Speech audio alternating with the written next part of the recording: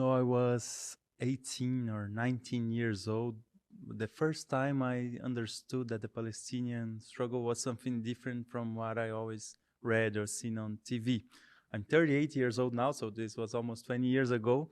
And at that moment, that was happening was the evacuation of Gaza settlements in 2005, the colonies, the Zionist colonies, and the bombing and occupation of Gaza and Lebanon in 2006. So it was very frustrating to see because for the first time I was seeing that and I was thinking, this is not what I always heard of, because what I always heard was this is a religious war. These are very violent Arab and Islamic people surrounding this innocent nation of Jewish people who suffered so much from Holocaust and those things. And that's what I always read. But what I started to see is that was not nothing like that, because what I was seeing is that they're bombing children, they're bombing hospitals, they are using prohibited weapons like white phosphorus. So this cannot be right. This cannot be what I've always been taught of, because I come from Brazil, so Yeah. we had a colonized education there, an imperialist education.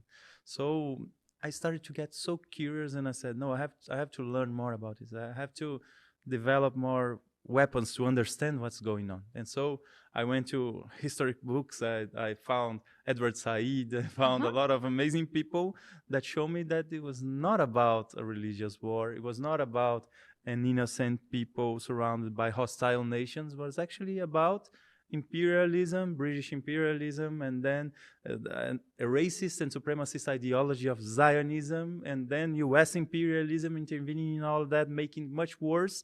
And it was actually decades and decades of genocide and ethnic cleansing, and then which structured itself into an apartheid and colonial state, and that the Palestinian people were actually the victims of all of that. So it shocked me